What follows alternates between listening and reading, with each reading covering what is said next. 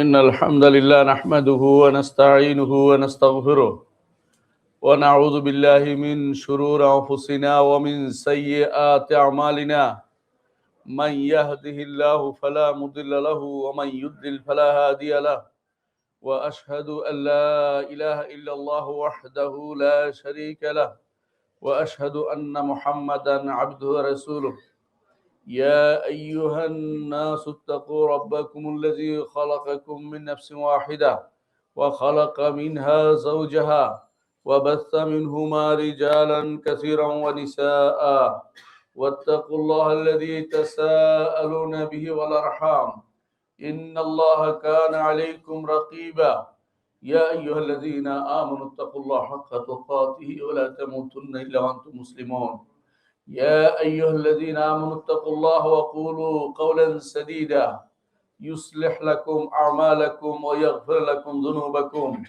ومن يطع الله ورسوله فقد فاز فوزا عظيما أما بعد فإن أصدق الحديث كتاب الله وخير الهدي هدي محمد صلى الله عليه وسلم وشر الأمور محدثاتها وكل محدثة بدعة وكل بدعة ضلالة وكل ضلالة في النار أيها الناس اتقوا الله واعلموا أن الله عز وجل سيجمعكم ليوم القيامة ويحشر الناس جميعا حتى الوحوش يحشرون يوم القيامة وستسألون عما كنتم تعملون সম্মানিত মুসলিয়ান کرام আমি আমার নিজেকে আপনাদেরকে আল্লাহর তাকওয়া অবলম্বন অনুরোধ জানাচ্ছি।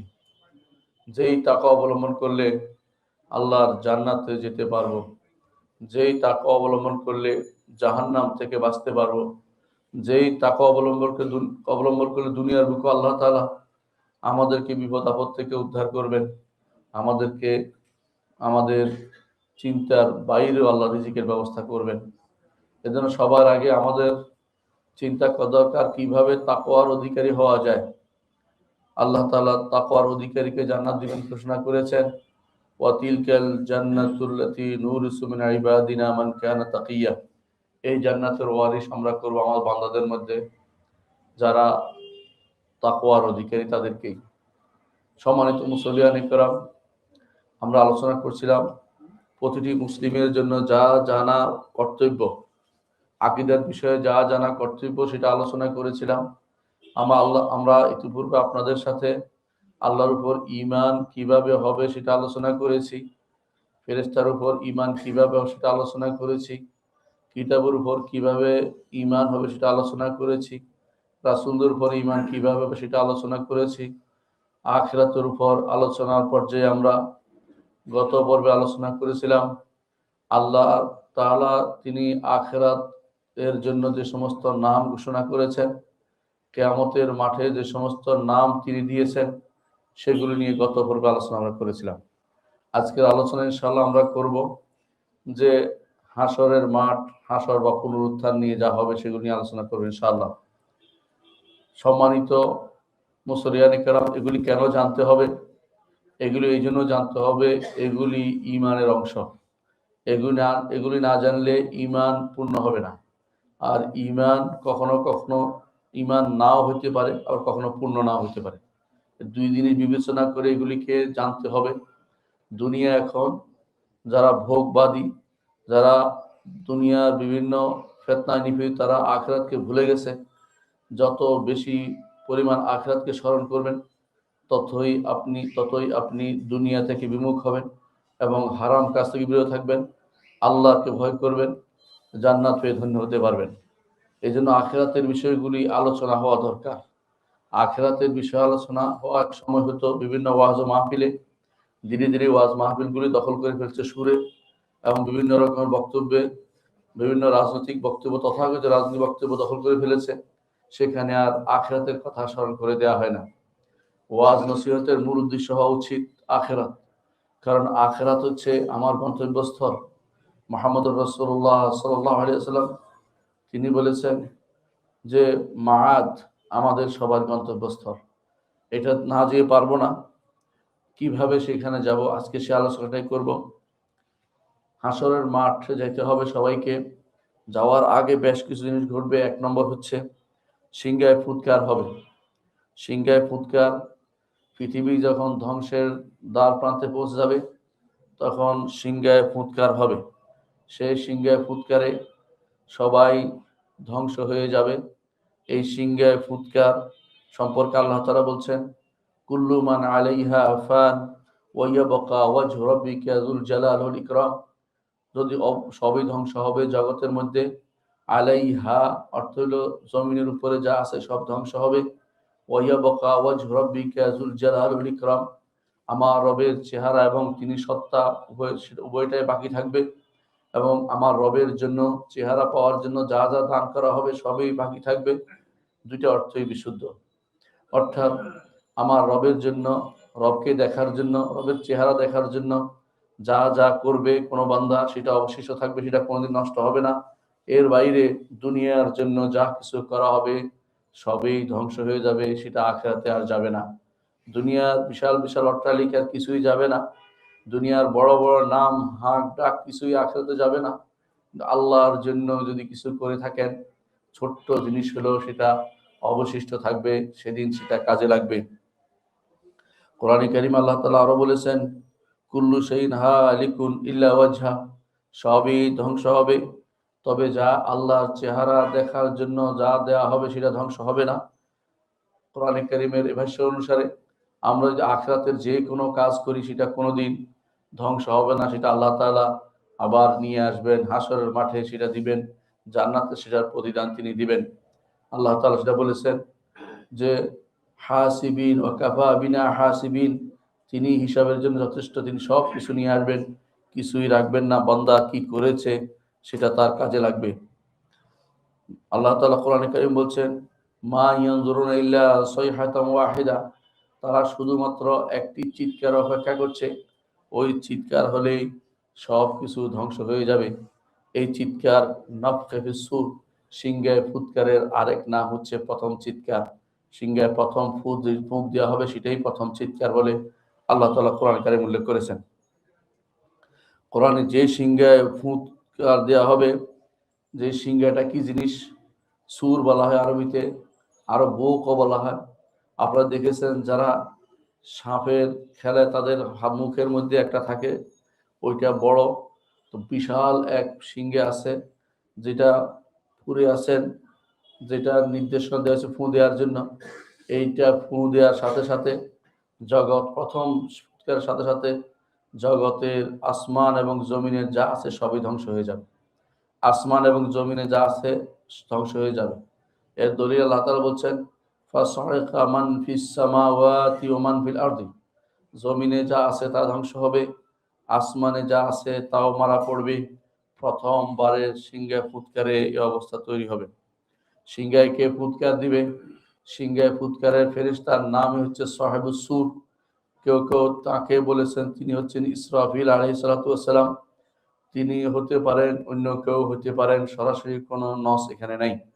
কোথাও বলা হয়নি যে ইসরাফিলেই করবেন এমন কোনো হাদিস নেই। তবে বেশিরভাগ হাদিস দ্বারা বোঝা যাচ্ছে যে তিনি শুধুমাত্র এই সিংহার ফুৎকার দিবেন, বোঝা যাওয়া আর সরাসরি বলা এক কথা নয়। তো সিংহায় ফুৎকারের যিনি আছেন তিনি আরশ বহনকারী একজন ফেরেশতা, তিনি আরশের দিকে তাকিয়ে আছেন আর সিংহাটা মুখে নিয়ে আছেন। যখনই নির্দেশ হবে তখনই তিনি অর্ডার দিবেন। মুহাম্মদুর রাসূলুল্লাহ সাল্লাল্লাহু আলাইহি ওয়াসাল্লামকে একদিন বিমর্ষ দেখাচ্ছিল। তখন সাহাবায়ে কেরাম বললেন, ইয়া রাসূলুল্লাহ, আপনি বিমর্ষ কেন? রাসূলুল্লাহ সাল্লাল্লাহু আলাইহি ওয়াসাল্লাম বললেন, কিভাবে আমি আনন্দিত হতে পারি, কিভাবে আমি আনন্দিত হতে পারি? সিংহায় ফুৎকারদাতা ফেরেশতা সিংহা মুখে নিয়ে বসে আছে, শুধু বসে নয়, আরশের দিকে তাকিয়ে আছে এক পলকে, কখন নির্দেশ আসে সে সিংহায় ফুৎকার দিয়ে দিবে। অপেক্ষমান এই অবস্থাগুলো খুবই ভয়াবহ। আমি সে অবস্থা বুঝতে পারি, সেই জন্য আমি ভয় পাচ্ছি, সেজন্য রাসূলুল্লাহ সাল্লাল্লাহু আলাইহি ওয়াসাল্লাম বিমর্ষ ছিলেন। আখিরাতকে যারা ভয় করে তারাই হচ্ছেন সেরা মানুষ। আখিরাতে আল্লাহর সামনে উপস্থিত হওয়াকে ভয় করবে, তারা জান্নাত দ্বারা ধন্য হবে। ওয়ালিমান খাফা মাকাম রাব্বিহি জান্নাতান, যেই ব্যক্তি ভয় করবে তার রবের সামনে তাকে দাঁড়াতে হবে, তার জন্য আল্লাহ দুটি জান্নাত রেখেছেন। এর অর্থ হচ্ছে আখিরাতে আল্লাহর সামনে কি অবস্থা হবে আপনি আজ চিন্তা করবেন যে আমরা মারা পড়তেই হবে, না মরে কেউ বা থাকবো না। মরার পরে কবরের জীবন থেকে হাসরের মাঠে উঠব, সে উঠার অবস্থা সেখানে কিভাবে দাঁড়াবো, সে সিংহায় ফুৎকারের সাথে সাথে কি হবে সেটা কোরআনে কারিমে আল্লাহ তাআলা উল্লেখ করেছেন। সব কিছু প্রথম সিংহায় ফুৎকারের সাথে সাথে সব কিছু লন্ডভন্ড হয়ে যাবে। জগৎ, পৃথিবী নয় শুধু, যা দৃশ্যমান আছে সব কিছু শেষ হয়ে যাবে। আর আসমানের উপরে যা আছে সবাই মারা পড়বে, আসমান ধ্বংস হবে, জমিন ধ্বংস হবে, মারাত্মক অবস্থা তৈরি হবে। এই অবস্থার কথা স্মরণ করলে প্রতিটি মানুষের অন্তরে আখিরাতের ভয় আসা উচিত। আপনার কি হবে? যে শরীরকে রক্ষণাবেক্ষণের জন্য আজ আমরা মরিয়া হয়ে আছি, ঔষধ খাচ্ছি, ওইটা করছি, সেই শরীর ধ্বংস হবে, সেই শরীর পুরোপুরি নিঃশেষ হয়ে যাবে। সুতরাং আপনি আমি আখিরাতের কথা বেশি বেশি করে স্মরণ করি। কিয়ামত কোন দিন হবে? কিয়ামত হবে শুক্রবার দিন। শুক্রবার দিন রাসূলুল্লাহ সাল্লাল্লাহু আলাইহি ওয়াসাল্লাম বলেছেন, তোমাদের উত্তম দিন হচ্ছে শুক্রবার দিন। এই দিনে আদমকে সৃষ্টি করা হয়েছে, এই দিনে তাকে জান্নাতে প্রবেশ করানো হয়েছে, এই দিনে তাকে জান্নাত থেকে বের করা হয়েছে, আর এই দিনে কিয়ামত অনুষ্ঠিত হবে। এর অর্থ হচ্ছে শুক্রবার দিনে কিয়ামত অনুষ্ঠিত হবে। এটা হচ্ছে প্রথম কিয়ামত, প্রথম ধ্বংসের দিন, প্রথম প্রথম সিংহে ফুৎকার হবে এই শুক্রবারের দিনে। এবং এই সিংহে ফুৎকারের সাথে সাথে কিছুই অবশিষ্ট থাকবে না। এই সিংহে ফুৎকারের কথা আল্লাহ কোরআনে কারিমে উল্লেখ করেছেন বারবার আখিরাতকে স্মরণ করিয়ে দেওয়ার জন্য। কয়বার সিংহে ফুৎকার দেওয়া হবে? কোরআন এবং সুন্নাহ অনুসারে স্পষ্ট হয় যে 2বার দেওয়া হবে। কোন ইমাম বলছেন 3বার। যত বড় ইমামই বলুন না কেন, আমাদের কাছে কোরআন এবং সুন্নাহর বক্তব্য স্পষ্ট। ইবনে তাইমিয়া রাহমাতুল্লাহ আলাইহি 3বারের কথা বলেছেন, কিন্তু বিশুদ্ধ মত হচ্ছে সেটা 2বার হবে। এর প্রমাণ কোরআনে কারিমে আল্লাহ তাআলা বলছেন, ওয়া নুফিখা ফিস সূরি ফাসাইকা মান ফিস সামাওয়াতি ওয়া মান ফিল আরদি। যখন সিংহে ফুৎকার দেওয়া হবে, সয়েকা সব মারা পড়বে, আসমানে যারা আছে, জমিনে যারা আছে সব মারা পড়বে। সুম্মা নুফিখা ফি উখরা, তারপর দ্বিতীয়বার ফুঁক দেওয়া হবে, তখন আর কেউ অবশিষ্ট থাকবে না। ফাইজা হুম কিয়ামুন ইয়ানজুরুন, সবাই আল্লাহর সামনে উপস্থিত হয়ে যাবে। সবাই আল্লাহর সামনে উপস্থিত হবে। তাহলে 2বার বোঝা গেল। যদি আরো বেশি হতো তাহলে ওখরা না বলে সানিয়া বলতো, কারণ যেখানে তৃতীয় নাই সেখানে ওখরা বলা হয়। আরবি ভাষার নিয়ম হচ্ছে কোথাও যদি 3 নম্বর না থাকে তো দ্বিতীয়টা বলা হয় না, বলে ওখরা, মানে আরেকটা। প্রথমটা দ্বিতীয়টা বলা, তৃতীয় গণতে হলে তখন সানিয়া সালেসা বলে, আর যদি দ্বিতীয় একটাই হয় তখন বলে ওখরা। কোরআনের নির্দেশনা অনুসারে সিংহে ফুৎকার 2বার হবে, এর জন্য সিংহে ফুৎকার 2বারকেই মেনে নিতে হবে। কোরআনের অন্য আয়াতে আল্লাহ তাআলা বলছেন, ইয়াউমা তারজুফুর রাজিফা, যেদিন প্রকম্পনের জিনিসটি প্রকম্পিত হবে, জগৎ কাঁপতে থাকবে থরথর করে, পৃথিবী সব কাঁপতে থাকবে। তাতবাউহার রাদিফা, তার পিছনে আসবে আরেকটি সিংহে ফুৎকার, সেটা হচ্ছে দ্বিতীয়টি। এই আয়াত থেকেও বোঝা যাচ্ছে যে সিংহে ফুৎকার 2টি হবে। রাসূলুল্লাহ সাল্লাল্লাহু আলাইহি ওয়াসাল্লাম আর হাদিস থেকেও স্পষ্ট হয়, রাসূলুল্লাহ সাল্লাল্লাহু আলাইহি ওয়াসাল্লামকে জিজ্ঞাসা করা হয়েছে, ইয়া রাসূলুল্লাহ, 2 সিংহে ফুৎকারের মধ্যে কতদিন থাকবে? রসুল বলেছেন 40। তাহলে বোঝা গেল সিংহে ফুৎকার 2টি। রসুল 40 বলেছেন, তাহলে বোঝা গেল এই দিন সিংহে ফুৎকার 2টি হবে। এই 40 বছরও বলা হয়নি, দিনও বলা হয়নি, মাসও বলা হয়নি। কেন বলা হয়নি? কারণ সেই সময় সূর্য থাকবে না, হিসাব নিকাশের ব্যবস্থা থাকবে না, শুধু 40 হিসাব করা হবে। এজন্য 40, সেটা কি রকম 40 আমরা জানি না। আবু হুরায়রা রাদিয়াল্লাহু আনহুকে বলা হয়েছে 40 মাস, তিনি বলেন আবাইত। 40 বছর, তিনি বলেন আবাইত, অর্থাৎ আমি মানতে এটা বলছি না, আমি এটা বলছি না, তুমি বলতেছো। আবার তাকে 40 দিন, তিনি বলেন আমি এটাও বলছি না, কারণ তিনি কোনোটাই রাসূল 40 বলেছেন। এই জন্য 40-এর উপরে আমাদের আমাদের ক্ষান্ত হতে হবে, কথা বাড়িয়ে কিছু বলা যাবে না।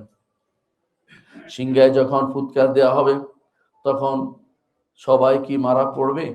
কোরআনে কারীম আল্লাহ তাআলার ভাষ্য বোঝা যাচ্ছে, ফাসাইকা মান ফিস সামাওয়াতি ওয়া মান ফিল আরদ, আসমানে যারা আছে, জমিনে যারা আছে, তারা মারা পড়বে। আসমানের উপরে যারা আছে তারা মারা পড়বে না।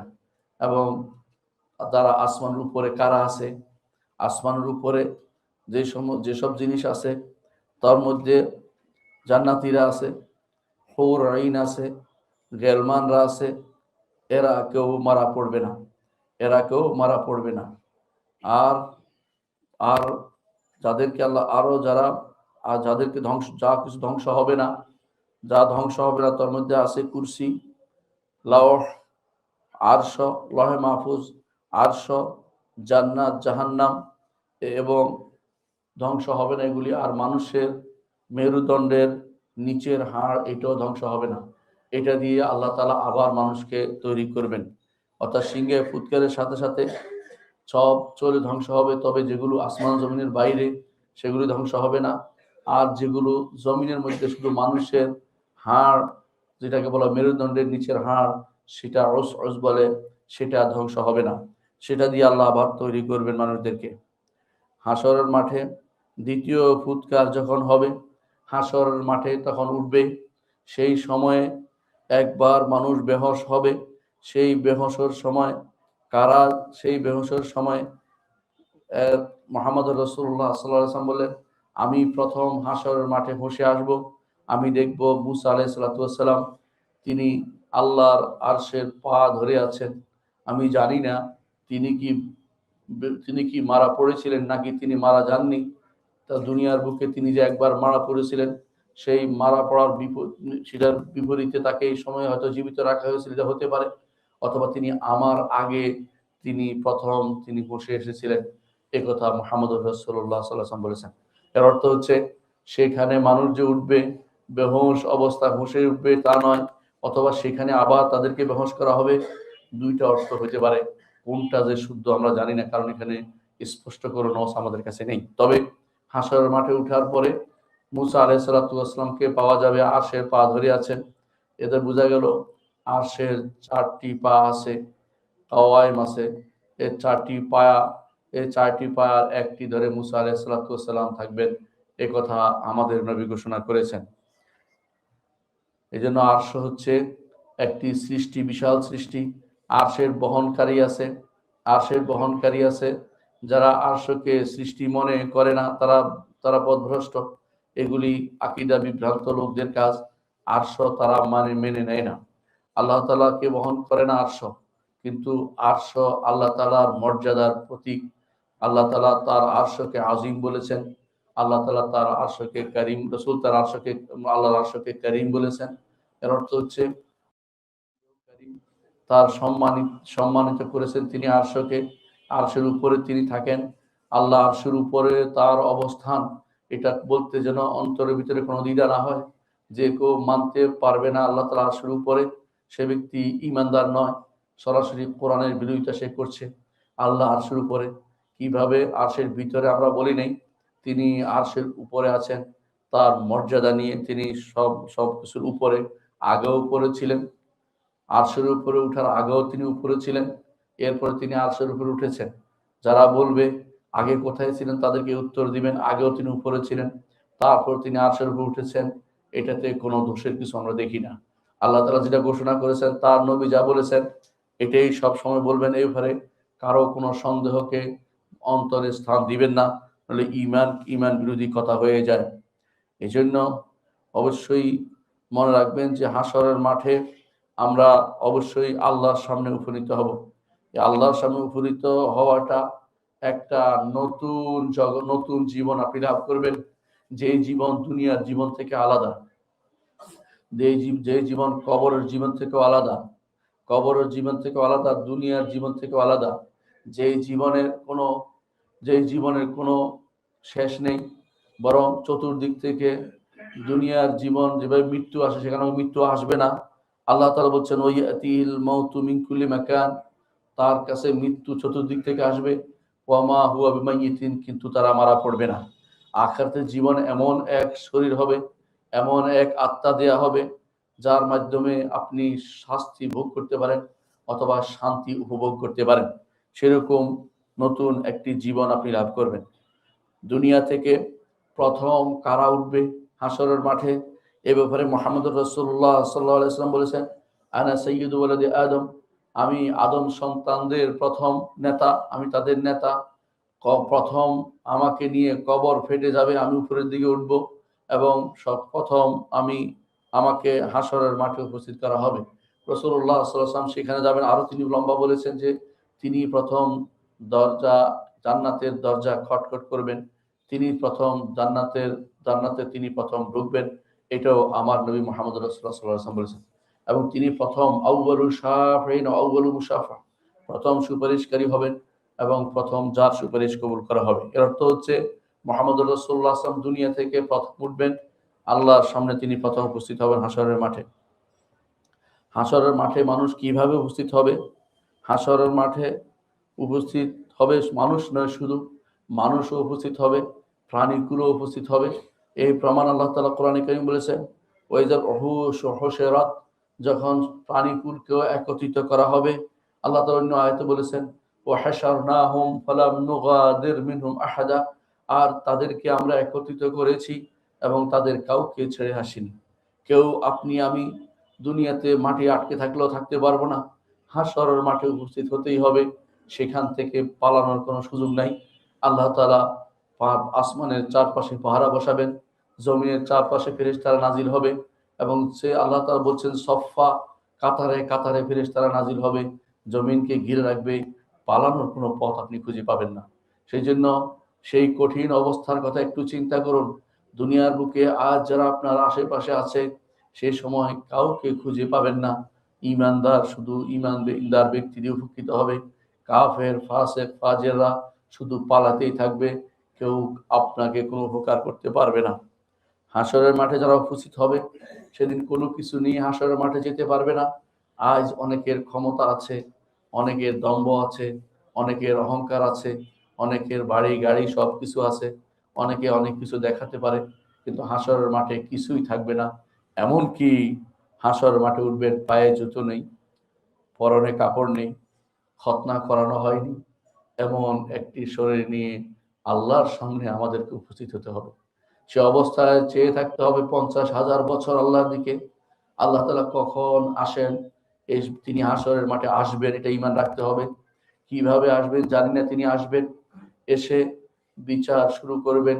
এই বিচারের আগে সুপারিশ লাগবে, নাহলে তিনি আসবেন না। সেটার আলোচনা আমরা করবো ইনশাআল্লাহ।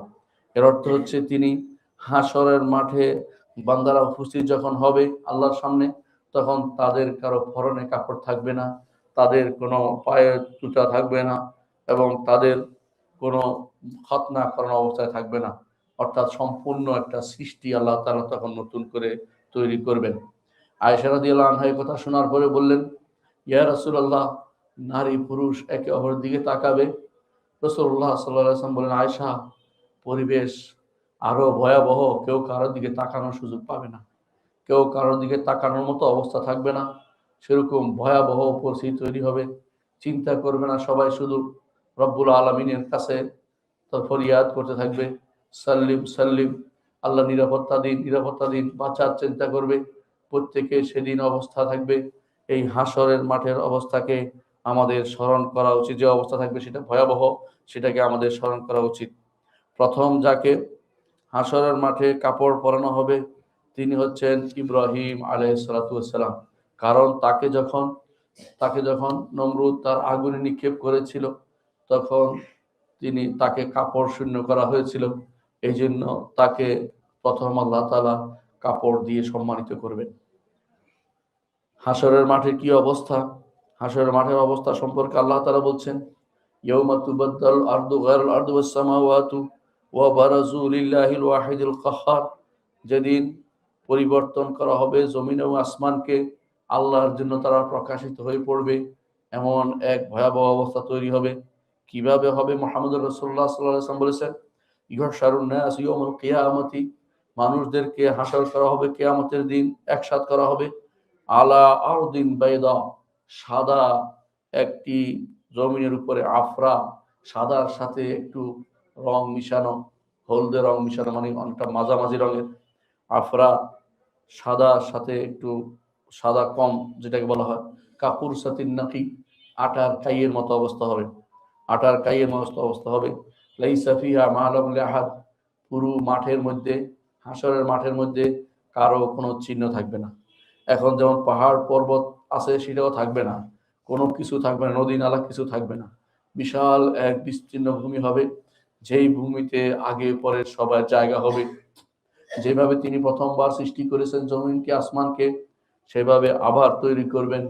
কামা বাদানা আউওয়ালা খালকিন নুঈদু ওয়াদান আলাইনা ইন্না কুন্না ফাইলিন। যেভাবে প্রথমবার সৃষ্টি করেছি আবার সেভাবে তৈরি করব, আমি ওয়াদা করছি আমরা সেটা অবশ্যই করব, আল্লাহর কথা সেটা, অর্থাৎ অবশ্যই সেটা হবে। হাসরের মাঠের অবস্থান হবে ভয়াবহ। কিভাবে? আয়েশা রাদিয়াল্লাহু আনহা বলছেন, ইয়া রাসূলুল্লাহ, যখন আসমান এবং জমিন পরিবর্তন হবে, মানুষরা কোথায় থাকবে? রাসূলুল্লাহ সাল্লাল্লাহু আলাইহি ওয়াসাল্লাম বললেন, মানুষ তখন ফি যুলমাতিন, অন্ধকারে থাকবে। সে অন্ধকার কোথায়? সেটা হচ্ছে এন্দাল জিসির, অর্থাৎ সিরাত, পুলসিরাতের কাছে, পুলসিরাতের উপরে নয়, পুলসিরাতের কাছে তারা অন্ধকারে থাকবে। সেখানে আল্লাহ তাআলা আবার জমিন বিছিয়ে দিবেন, অবস্থান করবে। এই জমিনে যে অবস্থা হবে সেটা হচ্ছে মানুষ ডুবতে থাকবে, তার ঘামে ডুবতে থাকবে, সূর্য মাথার উপর থাকবে আর ঘামে ডুবতে থাকবে। কেউ প্রত্যেকে আমল অনুসারে তার অবস্থা তৈরি হবে, কেউ ডুবু ডুবু অবস্থা হবে, কারো হাঁটু পর্যন্ত হবে, ঘরমাক্ত হতেই থাকবে হতেই থাকবে। এ অবস্থা হাসরের মাঠের অবস্থা বিরাজ করবে। হাসরের মাঠে এই অবস্থাকে যদি কেউ অস্বীকার করে তাহলে সে ব্যক্তি কাফের হবে। কোরআন এবং সুন্নাতে স্পষ্ট দেওয়া হয়েছে হাসরের মাঠে উপস্থিত হতেই হবে। এখন প্রশ্ন হচ্ছে, কেউ কি হাসরের মাঠে যাওয়া অস্বীকার করে? হ্যাঁ, যারা নাস্তিক তারা হাসরের মাঠে যাওয়াকে অস্বীকার করে। অনুরূপভাবে নাস্তিকদের বাচ্চারা, দার্শনিক যারা আছে, দার্শনিক, মুসলিম দার্শনিক নামে পরিচিত, এরাও হাসরের মাঠে যাওয়াকে অস্বীকার করবে। ইমাম গাজালি রহমতুল্লাহ আলাইহি সেই জন্য ইবনে সিনাকে কাফের বলেছিলেন, যেই কারণে, যে সেটা হচ্ছে কারণ তিনি মানুষকে হাসরের মাঠে উপস্থিত হতে হবে এটা অস্বীকার করছেন। তিনি মনে করতেন হাসর শুধু রূহের উপর হবে, অর্থাৎ মানুষ সেখানে উপস্থিত হতে হবে না। এই জন্য ইমাম গাজালি রহমতুল্লাহ আলাইহি তাকে কাফের বলেছিলেন। মোট কথা এটাই, আমরা কাউকে তাকফির করছি না, যারা করছে তাদের ঘোষণা, তাদের কথা জানাচ্ছি শুধুমাত্র। কিন্তু যারা এই হাসরের মাঠের উপস্থিতিকে অস্বীকার করবে অথবা সন্দেহ করবে অথবা তা নিয়ে উচ্চবাচ্য করবে, তা নিয়ে কেউ কথা বলবে, অর্থাৎ কিছু মনে করবে না এটাকে, এটা নিয়ে নিজেরা নিজেদের একটা মত নিয়ে নেবে আলাদা, তারা কাফের। কাফের কোনো সন্দেহ নেই। তাদের জীবনের সমস্ত সবকিছু ধ্বংস হয়ে যাবে, কোনো কিছুই তাদের অবশ্য থাকবে না, তাদের সবকিছু তাদের বাতিল হয়ে যাবে। যে তাদের যা করেছে সব হাবেতা, নষ্ট হয়ে গেছে, এবং যা যা করেছে সব বাতিলে তারা করেছে, ভালো কিছু করেনি। হাসরের মাঠে অবশ্যই উপস্থিত হতে হবে, এটা ঈমান রাখতে হবে আমাদেরকে। হাসরের মাঠে উপস্থিত হতে হবে। হাসরের মাঠে উপস্থিতের কয়েকটি দলিল হচ্ছে, এক নম্বর, আল্লাহ তাআলা আমাদের ঘোষণা করেছেন যে হাসরের মাঠে উপস্থিত হতে হবে, আল্লাহর চেয়ে বড় সত্যবাদী আর কেউ নেই। দ্বিতীয়ত, আসমান এবং জমিন সম্পর্কে আল্লাহ নিজে বলছেন যে মানুষ সৃষ্টির চেয়েও আসমান এবং জমিন সৃষ্টি করা আরো বড় বড় বিষয়। আল্লাহ তাআলা আসমান এবং জমিনকে সৃষ্টি করবেন আবার, সুতরাং মানুষকে তিনি আবার সৃষ্টি করবেন। আবার কোরআনে কারিমে আল্লাহ তাআলা বলেছেন যে এক অবস্থা থেকে আরেক অবস্থায় মানুষকে আল্লাহ নিয়ে যাচ্ছেন। একজন ভালো ছোট ছিল বালক, তাকে বড় করেছেন, বড় করতে করতে আবার ছোট করে একেবারে ধ্বংসের তার প্রান্তে পৌঁছে দেন। সেভাবে আল্লাহ তাআলা আবার মানুষকে আবার জমিন থেকে তৈরি করতে পারবেন, এবারে সন্দেহ করার কোনো কিছু নেই। আবার আল্লাহ তাআলা দুনিয়াতেই অনেককে দেখিয়ে দিয়েছেন কিভাবে তিনি দেখিয়ে দিয়েছেন অনেককে কিভাবে তিনি আখিরাত করবেন, তার কিছু নমুনা দেখিয়ে দিয়েছেন। এই জন্য ইব্রাহিম আলাইহিস সালাতু ওয়াস সালামকে দেখিয়ে দিয়েছেন, যখন তিনি বলছেন রব্বি আরিনি কাইফা তুহিল মাউতা ক্বালা ওয়া লাম তুমিন, আল্লাহ দেখিয়ে দেন কিভাবে আপনি মৃতকে জীবিত করবেন। তখন তিনি উদাহরণ দিয়ে দেখিয়ে দিয়েছিলেন। তখন তিনি তাকে চারটি পাখিকে মেরে পাহাড়ের উপরে চারটি রেখে ডাক দিয়েছিলেন, সবগুলি আবার জীবিত হয়ে তার কাছে ফিরে এসেছিল। সেটা আমরা জানি। আবার যারা 100 বছর, যে ব্যক্তি 100 বছর পর জীবিত হয়েছিল, আসহাবের কাহফের ঘটনাও সেরকম। এরকম বহু ঘটনা আমাদেরকে দেখিয়ে দিয়েছে যে মৃত্যুর পরে আবার পুনরুত্থান হওয়া সম্ভব। অনুরূপভাবে আমরা কোরআনে কারিম আল্লাহ উল্লেখ করেছেন ফানজুর ইলা আথারি রাহমাতিল্লাহ, বৃষ্টি হলে জমিন থেকে আবার উদ্ভিদ উঠে, আল্লাহ তাআলা সেভাবে দেখিয়ে দিন কিভাবে আশার মাঠে মানুষ উঠবে। এটাকে ওই ব্যক্তি শুধুমাত্র না হবে মনে করে যে ব্যক্তি আল্লাহর কুদরত সম্পর্কে জ্ঞানী নয়, আল্লাহর কুদরত সম্পর্কে যার ধারণা নেই, সেই শুধুমাত্র, যার ঈমান কমতি আছে সেই শুধুমাত্র, অথবা ঈমান নাই সেই শুধুমাত্র এটাকে না হওয়ার কথা মনে করে। হাসর মাঠের ভয়াবহতা তীব্র এত বেশি যে হাসর মাঠে মানুষ ভীত সন্ত্রস্ত অবস্থায় উঠবে। আল্লাহ তাআলা কোরআনে কারীম বলেছেন যে ইয়াউমা তারাউনাহা তাযহালু কুল্লু মুরদিআতিন আম্মা আরদাআত ওয়া তাদাউ কুল্লু যাতি হামলিন হামলাহা ওয়া তারান নাসা সুকারা ওয়া মা হুম বিসুকারা ওয়ালাকিন্না আযাবাল্লাহি শাদীদ। যে যেদিন, হে ইয়া আইয়ুহান নাস ইত্তাকু রাব্বাকুম, হে মানুষেরা তোমাদের রবকে ভয় করো। কি জন্য ভয় করবে? ইন্না যালজালাতাস সাআতি শাইউন আযীম, কিয়ামতের কম্পন সেটা অত্যন্ত ভয়াবহ। যেদিন কিয়ামত দেখবে সেদিন মানুষ মা তার সন্তানকে ফেলে ভয় ভয়ে তার ভয় শঙ্কায় মৃত্যুর অবস্থা তো মারা যাবে না, ক্ষমা হবে মাইয়িত, এবং এত বেশি ভীত হবে যে আল্লাহ তাআলা কোরআনে কারীম বলছেন যে পাগল মতো মনে হবে, কিন্তু তারা পাগল নয়, আল্লাহর আযাবকে তারা অবলোকন দেখতে পাবে সেদিন। সেদিন তারা ভীত হবে, সন্ত্রস্ত হবে। কোরআনে কারীমে আল্লাহ তাআলা আরো বলেছেন যে, হাদিসও বলছেন যে, কোরআনে কারীমে আসছে যে মানুষের মধ্যে সম্পর্ক কাটা পড়বে। ফালা আনসাবা বাইনাহুম ইয়াওমাইযিন ওয়ালা ইয়াতাসাআলুন। এটা কত বড় এবং ভয়াবহ, এই কারণে সেটা ভয়াবহ একটি দিন হিসাবে নেবেন। সেদিন কি কি ঘটবে? সেদিন আল্লাহ তাআলা জমিনকে মুষ্টির ভিতর রাখবেন, আসমানকে ভাঁজ করে তার হাতের মধ্যে রাখবেন, আসমানকে ভাঁজ করে তার হাতের উপর রাখবেন, আর জমিনকে মুষ্টির ভিতর রাখবেন, এবং বলবেন আনাল মালিক আইনা মুলুকুদ দুনিয়া, আমি রাজা, দুনিয়ার রাজারা কোথায়? দুনিয়ার রাজারা সবাই আল্লাহর মুষ্টির ভিতরে। সেদিন আসমান এবং জমিন একটা মুষ্টির ভিতরে একটা হাতের উপর রেখে তিনি বলবেন আনাল মালিক আইনা মুলুকুদ দুনিয়া। মুহাম্মদুর রাসূলুল্লাহ সাল্লাল্লাহু আলাইহি ওয়াসাল্লাম এই কথাটি এই মিম্বরে খুতবায় দাঁড়িয়ে বলেছিলেন, এবং এমন জোরে বলছিলেন, সাহাবায়ে কেরাম বললেন যে আমাদের ভয় হচ্ছিল যে এই এই খুতবা নিয়ে না রাসূলুল্লাহ সাল্লাল্লাহু আলাইহি ওয়াসাল্লাম নিচে পড়ে যান, এত জোরে তিনি সেটাকে ভয়ের কথা বলছেন আমাদেরকে, যে হাসরের মাঠে আল্লাহ তাআলা সে অবস্থা তৈরি করবেন। আল্লাহ তাআলার হাত অনেক বড়, সেটার ভিতরে সমস্ত জমিন, শত জমিন আছে, জমিন বলে যা বোঝায় সবগুলি আল্লাহর মুষ্টির ভিতরে থাকবে। আসমান বলে যা বোঝায় একটাও দেখিনি, সেগুলিও আল্লাহ তাআলার ডান হাতের উপরে ভাঁজ করা থাকবে।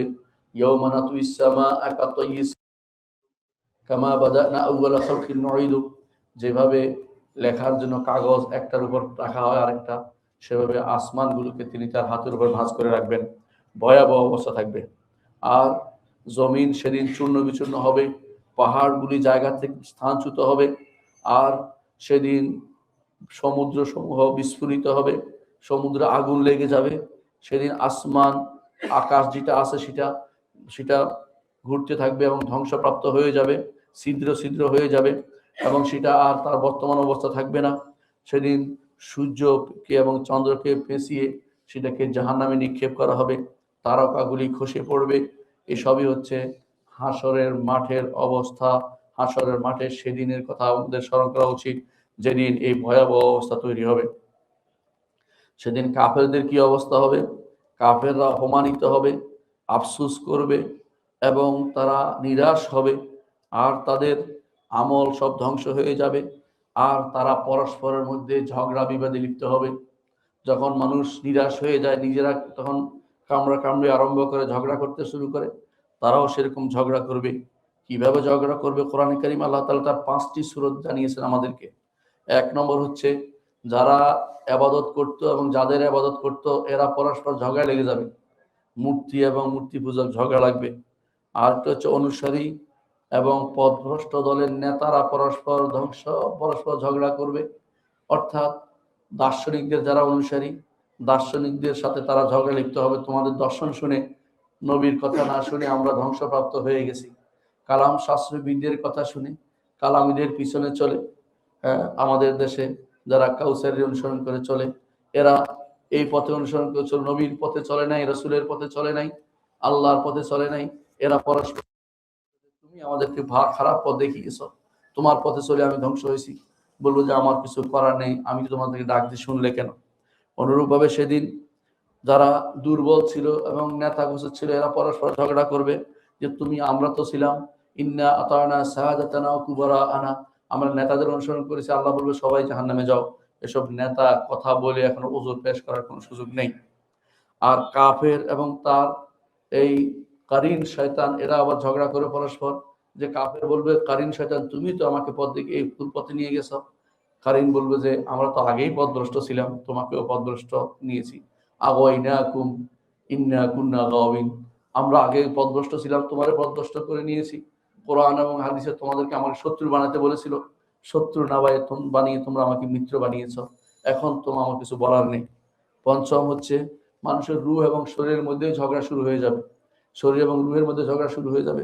আর ষষ্ঠ হচ্ছে সর্বশেষ হচ্ছে ঝগড়া করবে কাফের এবং সর্বশেষ ঘোষণা দিবে ইবলিস।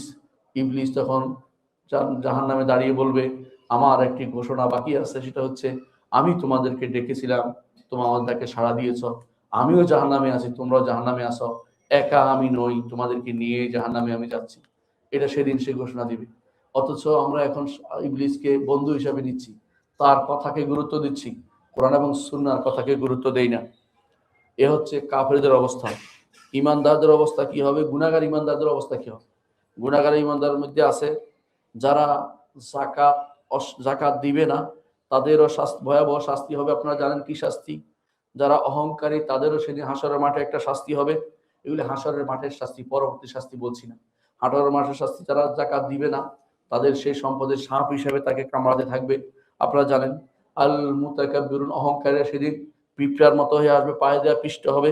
এবং যারা এমন সব গুনাহ করেছে যেগুলির কারণে আল্লাহ তাআলা তাদের সাথে কথা বলবেন না, তাদের সাথে পবিত্র করবেন না, তাদেরকে ভালো কিছু তাদের অবশিষ্ট নাই, তারা হচ্ছে এমন কিছু লোক যারা পায়ের নিচে টাকনুর নিচে কাপড় পরে আছেন, বিশেষ করে যারা প্যান্ট পরেন, যারা লম্বা কাপড় পরেন, যারা পায়ের নিচে টাকনুর নিচে, এটাও, এবং মিথ্যা শপথ করে পণ্য বিক্রিকারী, এদেরও এই ভয়াবহ অবস্থা তৈরি হবে বলে আমার নবী মুহাম্মদ রাসূলুল্লাহ সাল্লাল্লাহু আলাইহি ওয়াসাল্লাম জানিয়েছেন।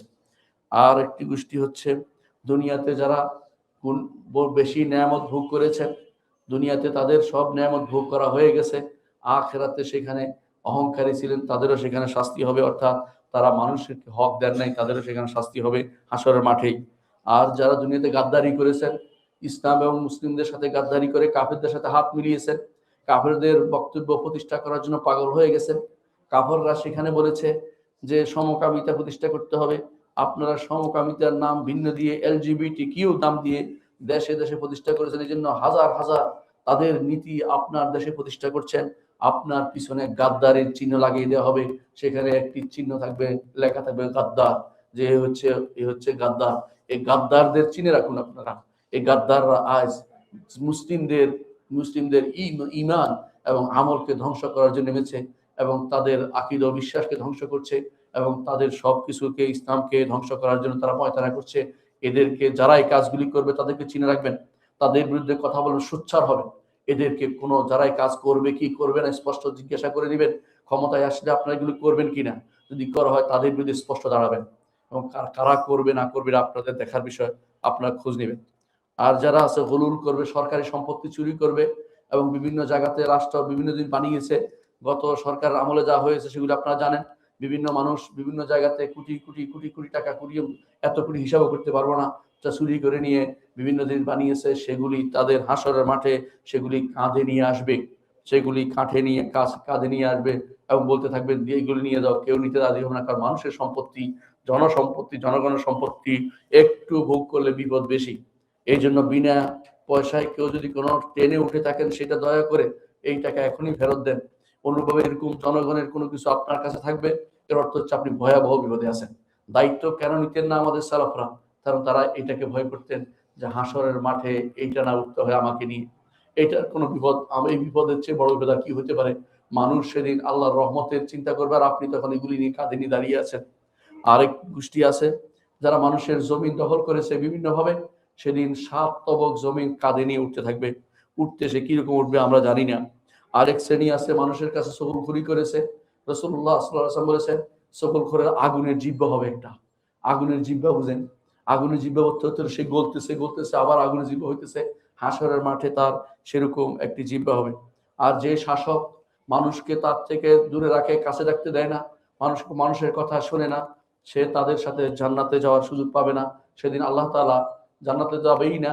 আল্লাহ তাআলা যদি কোনো ঈমান না থাকে জান্নাত দিতে পারবে না, আর যদি ঈমান থাকে অনেক দেরিতে যাবে। আর হাসরের মাঠে তার অবস্থা হবে ভয়াবহ।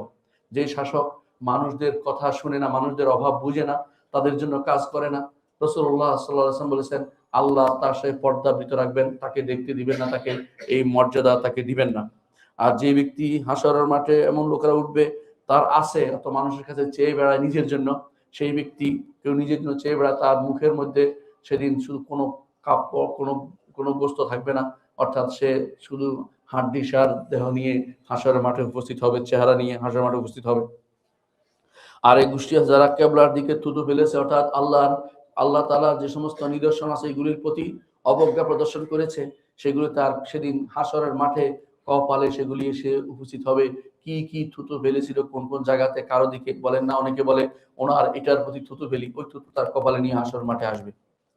অনুরূপ ভাবে যারা মিথ্যা করে, কোনো মিথ্যা স্বপ্ন মিথ্যা বলে, তারাও সেদিন তাদেরকে সেদিন হাসরের মাঠে শাস্তি দেওয়া হবে। দুটি চুলের মধ্যে গিরা দেওয়ার জন্য চুলের মধ্যে গিরা দিতে সমর্থ হবে না। এইভাবে অবস্থা হবে। এটা হলো গুনাহগার। ইমানদার কিন্তু গুনাহগার তাদের অবস্থা। আর যারা কাফের তাদের অবস্থা কি হবে? এক নম্বর, তারা ভয়াবহ ভীত অবস্থায় থাকবে। দ্বিতীয়, তাদের মধ্যে সেদিন ভয়াবহ ভীতি থেকে তারা মুক্তি হবে। আল্লাহ তাআলা বলছেন ওহুম মিন ফাজাইন ইয়াউমাইযিন আমিনুন। ঈমানদার যদি হয়, মুত্তাকি যদি হয়, তাহলে সে সেদিন এই ভয়াবহ ভীতি থেকে আল্লাহ তাআলা তাকে মুক্ত করবেন, অর্থাৎ সেই ভয় থেকে মুক্ত থাকবে। এবং দ্বিতীয়, তাদের মধ্যে একটা গোষ্ঠী হবে যারা আরশের নিচে ছায়া পাবে, এবং তাদের বিস্তারিত বর্ণনা আপনারা জানেন। এদের মধ্যে আরেকটা গোষ্ঠী হবে যারা তারা ভালো অবস্থায় থাকবে, তারা মানুষের প্রয়োজনে দৌড়াতেন। আপনার দরকার নেই, তারপরও মানুষের প্রয়োজনে, মানুষের উপকারার্থে আপনি দৌড়াচ্ছেন, যেভাবে মুহাম্মদুর রাসূলুল্লাহ সাল্লাল্লাহু আলাইহি ওয়াসাল্লাম কাজটি করতেন। আর অনুরূপভাবে যারা মানুষ থেকে ঋণ নিয়ে মানুষের কোনো কিছু সহজ করে দেয়, মানুষের জন্য কঠিন করে না, তারাও হাসরের মাঠে ভালো অবস্থায় থাকবে। এবং যারা ইনসাফপূর্ণ বিচার করে, তারা হাসরের মাঠে ভালো অবস্থায় থাকবে। শহীদরা হাসরের মাঠে ভালো অবস্থায় থাকবে। আল্লাহর দ্বীনকে, আল্লাহর শরীয়তকে পাহারা দেওয়ার জন্য, আল্লাহর ইসলামী রাষ্ট্রকে পাহারা দেওয়ার জন্য, ইসলামী রাষ্ট্রকে পাহারা দেওয়ার জন্য, দেশ জাতি নয়, ইসলামী রাষ্ট্রকে পাহারা দেওয়ার জন্য যারা পাহারা দিবে, তারাও সেদিন ভালো অবস্থায় থাকবে। এবং যারা ক্রোধ দিয়ে মানুষকে ক্ষতি করতে পারে কিন্তু ক্রোধকে নিয়ন্ত্রণ করেছে, এরকম ব্যক্তিও আল্লাহ তাআলা তাকে সেদিন খুশি করে দিবেন, হাসরের মাঠে খুশি রাখবেন, শান্তিতে রাখবেন। এবং যারা মুসলিম কোনো দাস মুক্ত করে, তাকেও আল্লাহ তাআলা ভালো অবস্থায় রাখবেন।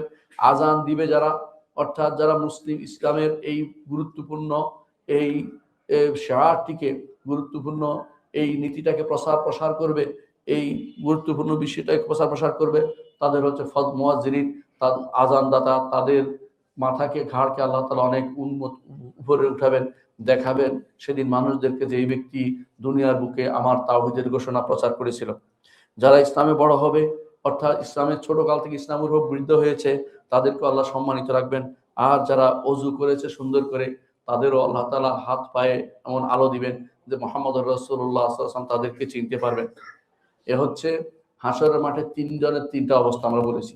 কাফেরদের অবস্থা, গুনাহগার ইমানদার অবস্থা, এবং যারা নেককার মুত্তাকি ইমানদারের অবস্থা কি হবে সেটা বলেছি। সম্মানিত মুসল্লিয়ানে কেরাম, হাসরের মাঠে আর যে কয়েকটা জিনিস হবে সংক্ষেপে বলে দিচ্ছি। এক নম্বর হচ্ছে শাফাআত, বড় শাফাআত হবে। যে মানুষের অবস্থা যখন ভয়াবহ হবে, তখন সবাই মিলে আমরা কার কাছে যাব? আদম আলাইহিস সালাতু ওয়াস সালামের কাছে যাব। তিনি বলবেন আমি এই কাজ করতে পারবো না। তারপর আমরা এক এক করে নূহ আলাইহিস সালাতু ওয়াস সালাম, ইব্রাহিম, মুসা, ঈসা সবার কাছে যাব। কেউ তখন সুপারিশ করতে রাজি হবে না। সেই সময় একমাত্র মুহাম্মদুর রাসূলুল্লাহ সাল্লাল্লাহু আলাইহি ওয়াসাল্লাম তিনি সুপারিশ শুরু করে দিবেন না। তিনি যাবেন আরশের নিচে, সিজদায় পড়ে যাবেন, অনুমতি চাইবেন। অনুমতি দেওয়ার পরে তিনি প্রথম সুপারিশ করবেন। কেউ যদি মনে করে অনুমতি লাগবে না, সে ব্যক্তি ভয়াবহ বিভ্রান্তিতে লিপ্ত। সে ব্যক্তি আল্লাহ তাআলার শরীয়তের বিরুদ্ধে কথা বলেছে। প্রত্যেকে অনুমতি ব্যতীত, শুধু অনুমতি পেতে কেউ সুপারিশ করতে পারবে না, তবে অনুমতি পেলে অনেকে সুপারিশ করতে পারবে। কিন্তু হাসরের মাঠে একমাত্র এক ব্যক্তি সুপারিশ করবে, তিনি হচ্ছেন মুহাম্মদুর রাসূলুল্লাহ সাল্লাল্লাহু আলাইহি ওয়াসাল্লাম। হাসরের মাঠে এই সুপারিশের পরে যখন বিচার কার্য শুরু হয়ে যাবে, তারপরে মুহাম্মদুর রাসূলুল্লাহ সাল্লাল্লাহু আলাইহি ওয়াসাল্লাম আবার তিনি পুলসিরাতের পারে দাঁড়িয়ে থাকবেন। সেখানে তিনি দাঁড়িয়ে বলতে থাকবেন আল্লাহুম্মা সাল্লিম সাল্লিম, আল্লাহ নিরাপত্তা দেন, নিরাপত্তা দিন। এটাও একটা সুপারিশ। এই সুপারিশ তিনি তার তার তার অনুসারী, তার যে মুহাম্মদের উম্মতের জন্য তিনি সেটা করবেন এবং ফেরেশতারাও সেটা করবে। প্রত্যেক নবী ওর পাশে দাঁড়িয়ে, ওপারে দাঁড়িয়ে, পুলসিরাতের ওপারে দাঁড়িয়ে তিনি তারা বলতে থাকবেন যে আল্লাহুম্মা সাল্লিম সাল্লিম, অর্থাৎ প্রত্যেকে তার অনুসারী উম্মতের জন্য তারা দোয়া করতে থাকবে। এই সুপারিশ শুধুমাত্র এই 3 শ্রেণীর জন্য হাদিসে আসছে। একটা হচ্ছে নবীরা এবং মুহাম্মদ সাল্লাল্লাহু আলাইহি ওয়াসাল্লাম, অন্যান্য নবী এবং ফেরেশতারা।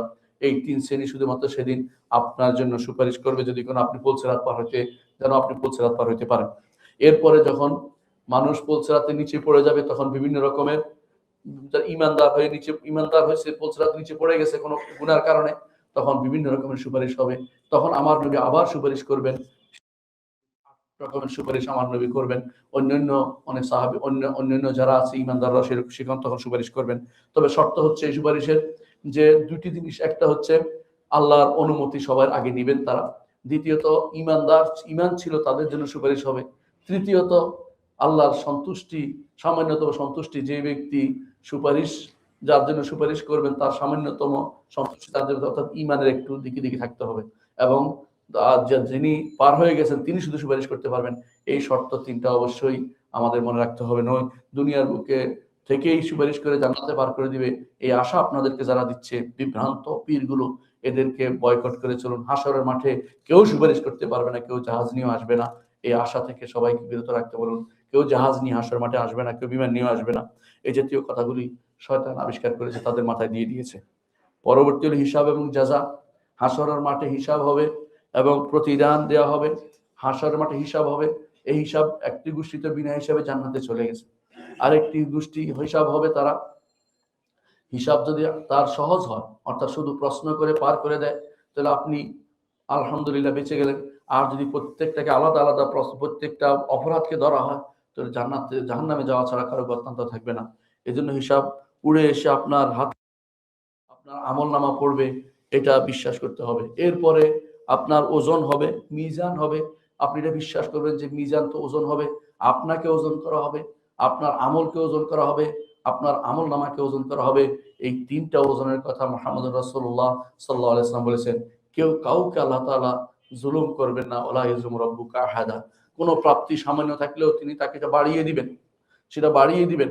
ইমানদার হলে আল্লাহ তাকে ক্ষমা করতে চাইবেন বিভিন্ন ভাবে, যে আমার বান্দা তওবা করেছে, ফিরে এসেছিল, গুনাহ করেছিল, তার একটা ভালো জিনিস আছে, এটা দিয়ে তাকে পার করে দেই। কোন হাদিসে আছে রাসূলুল্লাহ সাল্লাল্লাহু আলাইহি ওয়াসাল্লাম বলেছেন, হাসরের মাঠে আল্লাহ তাআলা কাউকে ডেকে বলবেন, কি করেছিলেন? বলে কিছু করতে পারলে, তবে আমি মানুষকে ধার দিতাম, তবে দিতে না পারলে বলতাম যে মাফ করে দাও, তো সময় দিয়ে দিতাম। আল্লাহ তাআলা বলতে আমার গুণ, ঠিক আছে, তোমাকে আমি মাফ করে দিলাম।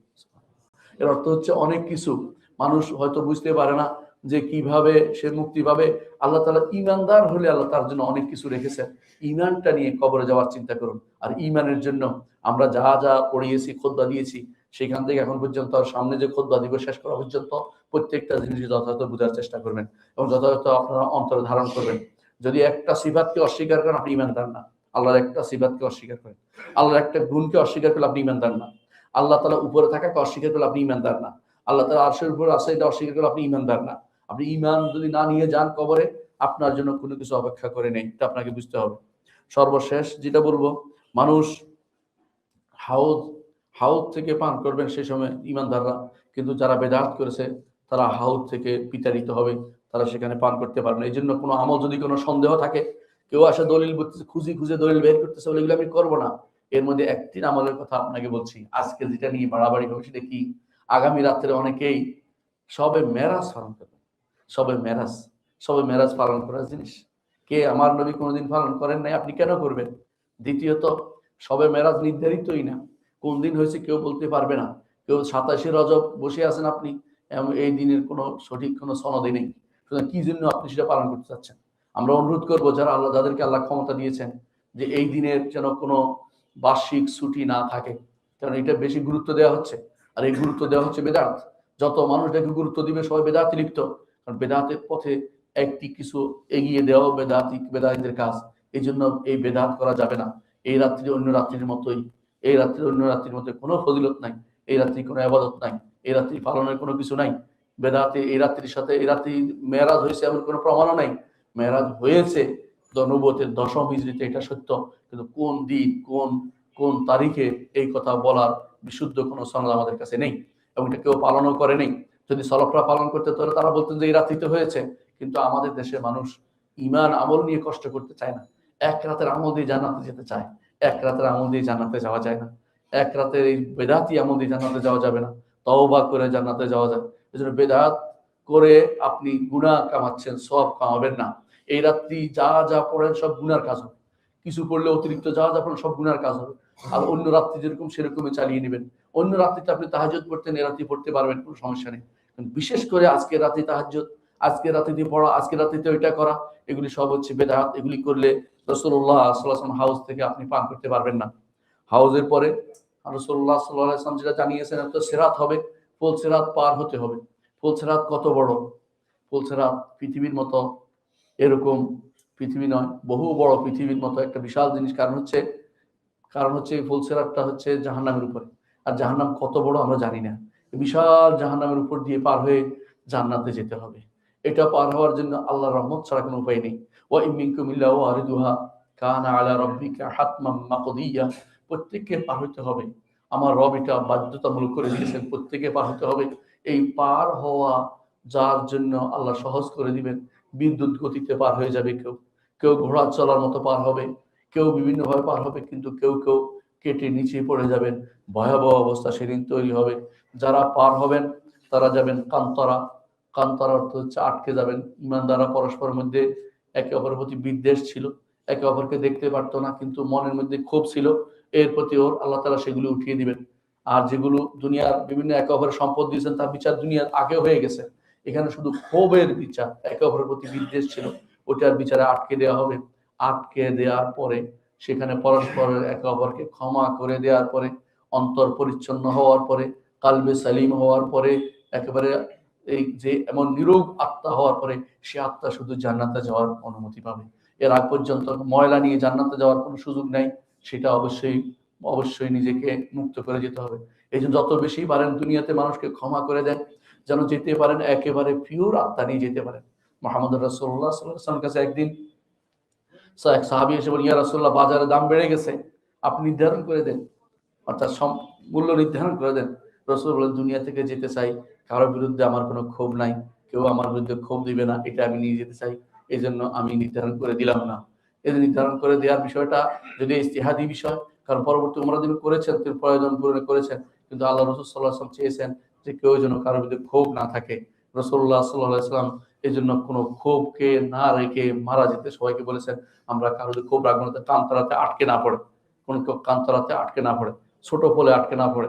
দুইটা পোল আছে, বড় পোল পার হলে এরপরে আর কেউ জাহান্নামে ফিরে যাবে না, কিন্তু কিছুদিন আটকে থাকতে হবে, যতক্ষণ পর্যন্ত অন্তরের বিদ্বেষ ক্ষোভ একে অপরের বিরুদ্ধে এগুলি শেষ না হবে, ততক্ষণ জান্নাতে যাওয়ার অনুমতি দেওয়া হবে না।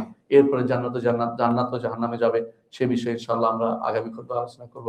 আকুলু কাওলি হাযা ওয়া আস্তাগফিরুল্লাহ লি ওয়া লাকুম ওয়া লিসাইরিল মুসলিমিন ফাস্তাগফিরু ইন্নাহু হুয়াল গফুরুর রাহিম। ইন্নাল হামদালিল্লাহ নাহমাদুহু ওয়া নাস্তাঈনুহু ওয়া নাস্তাগফিরুহ ওয়া নাউযু বিল্লাহি মিন শুরুরি আনফুসিনা ওয়া মিন সাইয়্যাতি আ'মালিনা। মান ইয়াহদিহিল্লাহু ফালা মুদিল্লা লাহু ওয়া মান ইউদ্লিল ফালা হাদিয়া লাহু। ওয়া আশহাদু আল লা ইলাহা ইল্লাল্লাহ ওয়াহদাহু লা শারীকা লাহু ওয়া আশহাদু আন্না মুহাম্মাদান আবদুহু ওয়া রাসূলুহু। আম্মা বা'দ। সম্মানিত মুসলিয়ান কিরাম, যেটা বলছিলাম যে আখিরাতের কথা বেশি বেশি স্মরণ করুন। প্রত্যেকে আমাদের মরতে হবে, প্রত্যেকে আল্লাহর সামনে আমাদের হিসাব দিতে হবে। প্রতিটি কাজ আপনি হয়তো মনে করেন ছোট জিনিস আসবে কিনা, সেদিন দেখবেন যে সবই হাজির হয়ে গেছে, ছোট বড় সব। তখন বলবেন, মা লিহাযাল কিতাবি লা ইউগাদিরু সগীরাতান ওয়ালা কাবীরাতান ইল্লা আহসাহা। এই কিতাবের কি হলো, কিছুই তো ছাড়ে নাই, ছোট বড় সব নিয়ে লিখে ফেলছে। এজন্য যেন মুছে যায়, যেন মিটিয়ে দেয়, সেই দোয়াটা বারবার করে ইস্তেগফার করবেন। আল্লাহ যেন মাফ করে দেয়, ক্ষমা করে দেয়। আল্লাহুম্মা ইন্নাকা আফুউন তুহিব্বুল আফওয়া ফা'ফু আন্না। বেশি বেশি করে দোয়া করুন, আল্লাহ যেন আপনার আমলনামা থেকে এগুলি গুনাহগুলি মিটিয়ে দেয় গুনাহগুলো, এবং সেই জায়গা যেন পরিচ্ছন্ন করে দেয়, সেখানে কোনো কিছু ভুল যেন অবশিষ্ট না থাকে। আল্লাহর কাছে বেশি বেশি তওবা ইস্তেগফার করি এবং ক্ষমা প্রার্থনা করি, নাহলে বাঁচার কোনো পথ নাই। বান্দা গুনাহ করেই করে, যত দিন বাড়ে কারো গুনাহ বাড়ে, কারো নেক বাড়ে, আমরা জানি না কোনটা বাড়ছে। এই জন্য বেশি বেশি করে তওবা ইস্তেগফার করি।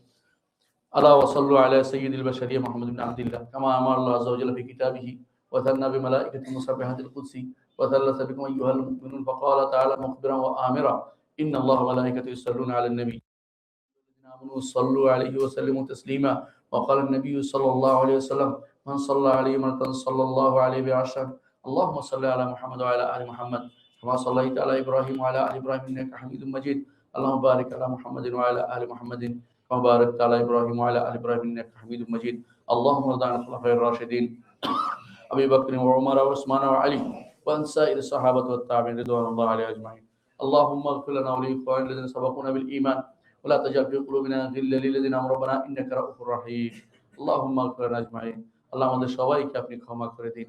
আল্লাহ আমাদের সবাইকে আপনি আখিরাতের বড় নিয়ামত ভোগ করার তৌফিক দান করুন। আল্লাহ হাশরের মাঠে আমাদেরকে আরশের নিচে ছায়ার ব্যবস্থা করে দিন।